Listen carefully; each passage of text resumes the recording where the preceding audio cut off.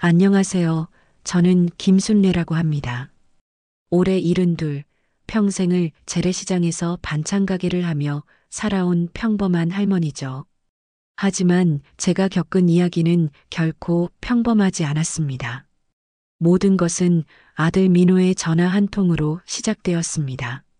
어머니, 저희가 2주 정도 해외 출장을 가게 됐어요. 은서가 아직 어린데 어린이집도 방학이고, 혹시 우리 집에서 봐주실 수 있으세요? 사실 민호가 저를 집에 부르는 건 흔한 일이 아니었어요. 결혼하고 나서 명절이나 생일 때나 잠깐 얼굴 비추는 정도였거든요. 그런데 갑자기 2주씩이나 맡겨달라니 뭔가 급한 일이 생긴 모양이었어요. 물론이지. 우리 은서 보는 게 무슨 일이냐? 고맙습니다, 어머니. 그런데 다른 사람들한테 출장 이야기는 하지 말아주세요. 회사 일이라서요. 이상했어요. 왜 비밀로 해야 하는 걸까요? 민호의 아내 수진 씨는 항상 정중했지만 거리감이 있었어요. 처음 만났을 때부터 저를 시장 할머니라는 시선으로 보는 게 느껴졌거든요. 하지만 5살 손녀 은서만큼은 제가 세상에서 가장 사랑하는 존재였죠.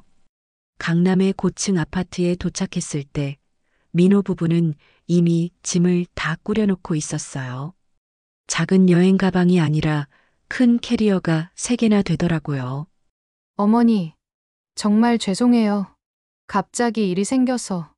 수진 씨가 미안한 듯 말했어요. 괜찮다. 괜찮아. 우리 은서랑 실컷 놀 수 있어서 좋은걸. 하지만 뭔가 이상했어요. 민호의 표정이 평소와 달랐고 수지는 계속 휴대폰을 확인하며 초조해했어요. 그리고 은서도 평소보다 조용했어요. 은서야, 엄마 아빠 없어도 할머니랑 재밌게 놀 수 있지? 응.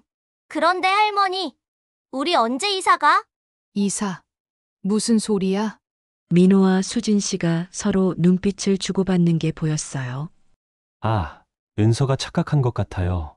어머니, 저희 정말 급해서. 민호가 황급히 말을 돌렸어요. 그들이 떠나고 나서야 제대로 집을 둘러볼 수 있었어요. 50평이 넘는 넓은 아파트에 비싼 가구들이 가득했지만 어딘지 모르게 삭막한 느낌이었어요. 마치 전시장 같달까요? 첫날 밤 은서를 재우려고 침실에 들어갔을 때였어요. 할머니, 나 무서워. 은서가 제 품에 파고들었어요. 뭐가 무서운데? 우리 공주? 엄마가 밤에 계속 아빠랑 싸워. 그리고 아빠는 화가 나면 벽을 때려. 제 가슴이 철렁했어요. 민호 부부의 결혼 생활에 문제가 있다는 건 짐작했지만 이런 식일 줄은 몰랐거든요. 할머니, 우리 정말 이사 안 가? 엄마가 그랬거든. 곧 새 집으로 이사 간다고. 은서야, 엄마가 언제 그런 말 했어? 어제 엄마가 전화하면서 울면서 그랬어. 돈 다 없어졌으니까 이제 어떻게 하냐고. 아이의 말이 제 머릿속을 복잡하게 만들었어요. 해외 출장이라고 했는데 왜 돈이 없어졌다는 걸까요? 다음 날 집안을 정리하다가 민호의 서재에서 이상한 것을 발견했어요. 책상 서랍이 열려 있었는데 그 안에 여러 개의 휴대폰이 있었어요. 모두 다른 이름으로 개통된 것들이었죠. 김철수, 박영호, 이민수, 모두 생소한 이름들이었어요. 왜 민호가 이런 걸 가지고 있을까요? 그리고 쓰레기통에는 찢어진 계약서 조각들이 넘쳐났고 자세히 보니 대출, 보증, 연대보증인 같은 단어들이 보였어요. 한 조각에는 5천만 원, 다른 조각에는 3억 원이라는 숫자가 보였어요. 이런 큰 돈이 뭐에 쓰인 걸까요? 냉장고를 열어보니 더 이상했어요. 비싼 음식들로 가득했지만 유통기한이 지난 것들이 대부분이었어요. 마치 한동안 아무도 집에 없었던 것처럼요. 그리고 우편함에는 독촉장들이 쌓여 있었어요. 카드값, 관리비, 세금, 모두 연체 통지서들이었어요. 이상했어요. 민호는 분명 잘 나가는 회사에 다닌다고 했는데 할머니, 나랑 놀아줘. 은서가 제게 다가왔어요. 그래. 우리 숨바꼭질 할까? 어디에 숨을까? 할머니, 아빠 비밀방에는 절대 들어가면 안 돼. 아빠가 그랬어. 거기는 어른들만 들어갈 수 있는 곳이래. 비밀방? 이 집에 제가 모르는 공간이 있다는 걸까요? 은서의 안내로 따라가 보니 안방 드레스룸 뒤쪽에 작은 문이 하나 더 있었어요. 겉보기엔 벽장 같았지만 문고리를 돌리니 잠겨 있었어요. 은서야, 아빠가 여기서 뭘 하는지 봤어? 응, 컴퓨터로 게임해. 그런데 이상한 게임이야. 숫자가 막 올라갔다, 내려갔다 해. 어떤 숫자? 엄청 큰 숫자들이야. 아빠가 그 숫자 보면서 전화도 많이 해. 그런데 목소리가 무서워. 게임이라. 하지만 제 느낌상 그건 게임이 아닌 것 같았어요. 할머니, 나 아빠한테 물어봤거든. 그게 뭐냐고. 그랬더니 아빠가 화냈어. 화냈어? 응. 그리고 절대로 다른 사람한테 말하면 안 된다고 했어. 특히 할머니한테는 절대로. 왜 저한테는 절대로 말하면 안 된다는 걸까요? 뭔가 숨기고 있는 게 분명했어요. 그날 밤 은서가 잠든 후 혼자 드레스룸 앞에 서서 그 문을 바라봤어요. 잠긴 문 너머에서 대체 무슨 일이 벌어지고 있는 걸까요? 문득 서재에서 본 여러 개의 휴대폰이 생각났어요. 그리고 찢어진 계약서들, 연체 통지서들, 모든 게 하나로 연결되는 것 같았어요. 그때였어요. 현관에서 열쇠 소리가 들렸어요. 누군가 들어오고 있었어요. 혹시 민호가 돌아온 걸까요? 하지만 해외 출장 간다고 했는데 저는 재빨리 불을 끄고 침실로 들어가 은서 곁에 누웠어요. 하지만 귀는 바깥쪽을 향하고 있었죠. 민호 부부는 분명 해외에 있을 텐데 누가 온 것일까요? 들어온 건 낯선 남자 둘이었어요. 한 명은 덩치가 크고 다른 한 명은 말랐지만 눈빛이 차가웠어요. 확실해? 여기 맞아? 응, 김민호 자식이 여기 산다니까. 돈 떼먹고 해외로 튀었다는데 집에는 뭔가 있을 거야. 돈을 떼먹었다고? 제 아들이? 야, 조용히 해. 할머니랑 애가 있다니까. 알아. 그래도 확인은 해야지. 그들은 서재를 뒤지기 시작했어요. 서랍을 열어보고 컴퓨터를 켜보고 야, 여기 봐. 비밀방이 있어. 제 심장이 쿵쾅거렸어요. 그들이 그 작은 방으로 들어가는 소리가 들렸고 잠시 후 중요한 대화가 들려왔어요. 와, 대박이네. 이게 다 가짜 신분증이야? 계좌번호도 엄청 많고. 이 자식 완전 사기꾼이었구나. 여기 현금도 좀 있네. 이거라도 가져가자. 야, 미쳤어. 지금 경찰이 수사하고 있다는데. 괜히 건드렸다가 우리까지 엮이면 어떡해? 그럼 그냥 너. 일단은 나중에 써먹을 수도 있으니까. 근데 이 집에 있는 할머니는 누구야? 글쎄, 모르는 게 나을지도. 일단 조용히 하자. 그들이 떠난 후 저는 한참을 떨고 있었어요. 제 아들이 사기꾼이라니. 그리고 그 남자들이 저와 은서의 존재를 알고 있다니. 더 무서운 건 그들이 경찰이 수사하고 있다고 했다는 거예요. 민호에게 정말 무슨 일이 있는 거구나. 그날 밤 잠을 이룰 수 없었어요. 은서의 잠자는 얼굴을 보며 생각했어요. 이 아이는 아무것도 모르는데 앞으로 어떻게 될까요? 다음 날 새벽 저는 결심했어요. 은서가 잠든 사이에 그 비밀방에 들어가 보기로 한 거죠. 문은 여전히 잠겨 있었지만 어젯밤 그 남자들이 어떻게 열었는지 유심히 봤거든요. 드레스룸의 옷걸이를 밀면 스위치가 나타났어요. 방 안은 정말 충격적이었어요.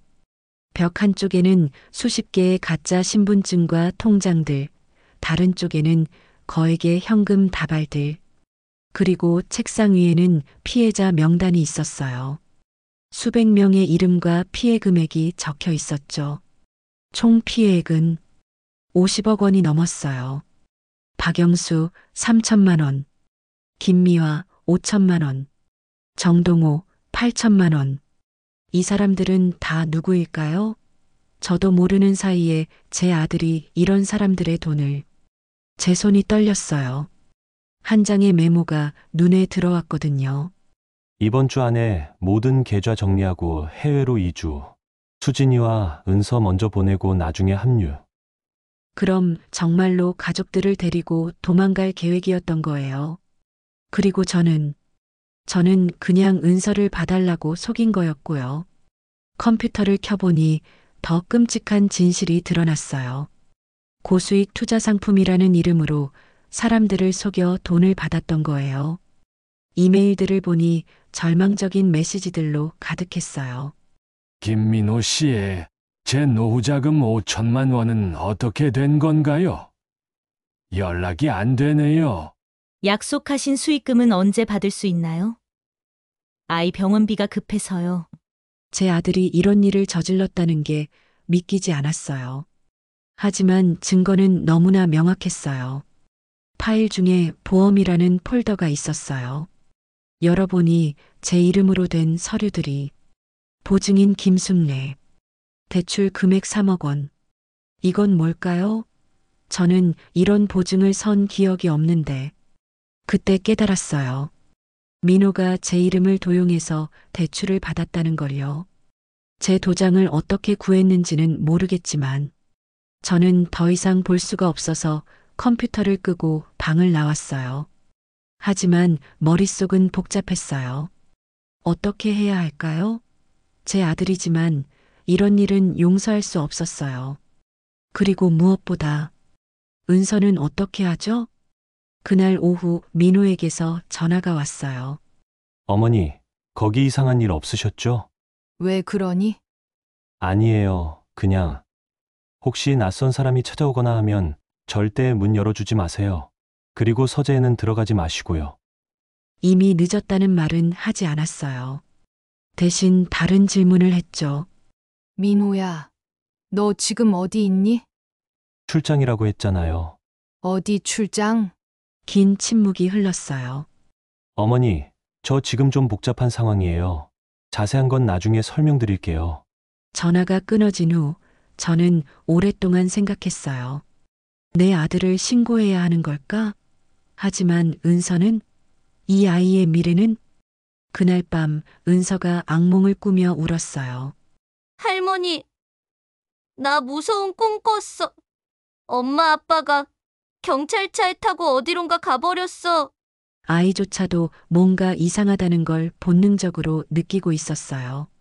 저는 은서를 달래주고 난 뒤 비밀방에서 발견한 서류들을 다시 자세히 봤어요. 그리고 더 끔찍한 사실을 알게 되었어요. 제 이름으로 된 대출이 3억 원만이 아니었어요. 여러 금융회사에서 총 8억 원이 넘는 돈을 빌렸더라고요. 모두 제 명의로요. 그리고 피해자 중에는 저와 비슷한 나이의 할머니들도 많았어요. 박순자 74세, 손주 교육비로 모은 2천만 원. 김영희 69세, 남편 장례비로 준비한 1,500만 원. 이분들은 얼마나 절망스러웠을까요? 평생 모은 돈을 하루아침에 잃는다는 건. 저는 휴대폰을 들었어요. 112를 누르는 손가락이 떨렸지만 멈추지 않았어요. 경찰서죠? 금융사기 관련해서 신고하고 싶습니다. 네. 어떤 사기인지 말씀해 주세요. 제 아들이 투자 사기를 저질렀어요. 말을 하는 순간 눈물이 터져 나왔어요.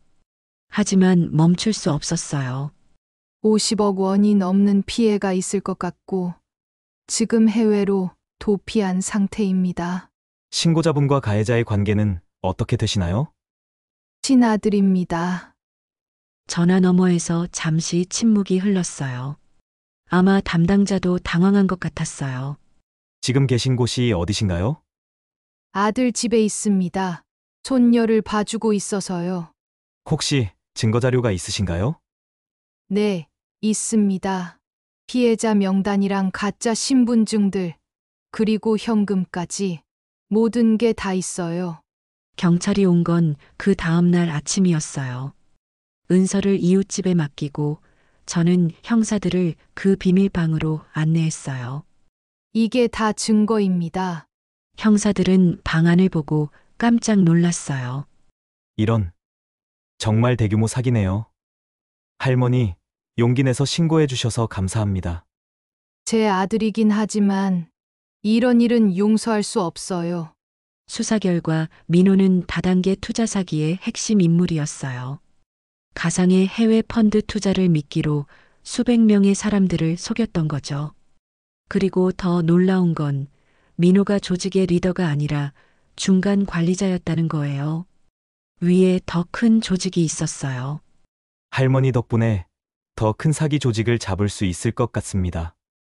민호 씨의 자료를 통해서 말이에요. 민호와 수지는 동남아시아에서 숨어 있었지만 인터폴의 도움으로 일주일 만에 검거되었어요. 체포 소식을 들었을 때 복잡한 기분이었어요. 안도감과 함께 깊은 슬픔도 밀려왔거든요. 그날 밤 뉴스에서 사건이 보도되었어요. 50억 원 규모 투자 사기 사건의 핵심 용의자가 해외에서 검거되었습니다. 이 사건은 용의자의 친모가 직접 신고해서 밝혀졌는데 은서가 TV를 보며 물었어요. 할머니, 혹시 저 사람 우리 아빠야? 그래, 은서야. 아빠가 나쁜 일을 한 거야? 응. 다른 사람들을 많이 속였어. 그래서 할머니가 신고한 거야? 맞아. 잘못된 건 바로 잡아야 하거든. 은서는 한참을 생각하더니 말했어요. 할머니가 옳은 일을 한 거지? 할머니는 그렇게 생각해. 나도 그렇게 생각해. 할머니는 용감해. 아이의 말에 눈물이 났어요. 이 아이가 이해해주다니. 재판에서 민호는 징역 8년을 선고받았어요. 수지는 공범으로 징역 3년. 은서는 제가 맡아 키우게 되었어요. 모든 재산이 몰수되어 어려웠지만 시장 상인들과 이웃들이 도와주셨어요. 처음엔 은서가 많이 힘들어했어요. 할머니, 우리 엄마 아빠는 나쁜 사람이야? 매일 같은 질문을 반복했어요. 은서야, 엄마 아빠는 잘못을 했지만 나쁜 사람은 아니야. 지금은 그 잘못을 깨닫고 반성하고 있는 거야. 그리고 할머니가 은서를 꼭 지켜줄게. 할머니는 왜 아빠를 신고했어? 아빠가 멀리 가버렸잖아. 이런 질문을 받을 때마다 가슴이 아팠어요. 하지만 거짓말은 할 수 없었어요. 은서야, 할머니가 아빠를 신고한 건 아빠를 미워해서가 아니야. 오히려 사랑하기 때문이야. 잘못된 건 바로 잡아야 하거든. 그래야 진짜로 다시 시작할 수 있어. 그럼 아빠가 착한 사람이 되면 다시 와? 응. 언젠가는 아빠가 진짜로 뉘우치고 착한 사람이 되면 다시 만날 수 있을 거야. 아이와 이런 대화를 하면서 저도 많이 배웠어요. 진실을 말하는 것이 얼마나 어려운지, 하지만 얼마나 중요한지. 시장에서 일을 다시 시작했을 때 처음에는 사람들의 시선이 부담스러웠어요. 저 할머니가 자기 아들 신고한 분이래. 어떻게 자식을 경찰에 넘길 수 있지? 하지만 시간이 지나면서 사람들의 생각도 바뀌었어요. 특히 제가 피해자들을 도우려고 노력하는 모습을 보면서요. 민호 사건의 피해자들 중에는 정말 어려운 분들이 많았어요. 저는 시장에서 번 돈 중 일부를 매달 모아서 그분들을 도왔어요. 큰 돈은 아니었지만 제 마음은 전할 수 있었죠. 할머니, 아드님이 저질러 놓은 일인데 왜 할머니가 이렇게까지... 제 아들이 저지른 일이니 제가 책임져야죠. 비록 다 갚을 수는 없겠지만 지금 은서는 동네 초등학교에 다니고 있어요. 처음엔 사기꾼의 딸이라는 시선이 있었지만 순수하고 착한 은서를 모르는 사람은 없어요. 민호는 교도소에서 편지를 보냈어요. 어머니, 죄송합니다. 제가 모든 걸 망쳤어요. 출소하면 평생에 걸쳐 피해자분들께 배상하겠습니다. 그리고 은서에게도 떳떳한 아버지가 되도록 노력하겠습니다. 그때까지 은서 잘 부탁드려요. 라고 적혀 있었어요. 저는 답장을 보냈어요. 아들아, 사람은 언제든 다시 시작할 수 있단다. 내가 진짜 뉘우치고 있다면 그걸로 충분해. 은서와 함께 기다리고 있을게. 은서는 가끔 아빠가 그리울 때면 조심스레 물어보곤 해요. 할머니, 왜 우리 아빠를 경찰에 신고했어? 은서야, 잘못된 건 바로잡아야 하거든. 그래야 진짜 가족이 될 수 있어. 그럼 할머니는 아빠를 사랑하지 않는 거야?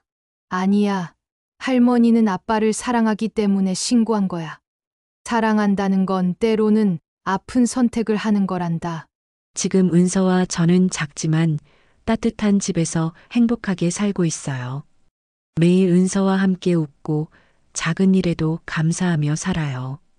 비록 지난 일들은 참 힘들고 아팠지만 그 덕분에 진정한 가족의 의미와 사랑이 무엇인지 배웠거든요. 앞으로도 은서와 함께 서로를 믿고 지켜주며 작은 행복 속에서 큰 기적을 만들어갈 거예요. 삶은 항상 완벽하지 않지만 진실과 사랑이 있다면 우리는 어떤 어려움도 이겨낼 수 있다는 걸 매일 느끼며 살아가고 있습니다.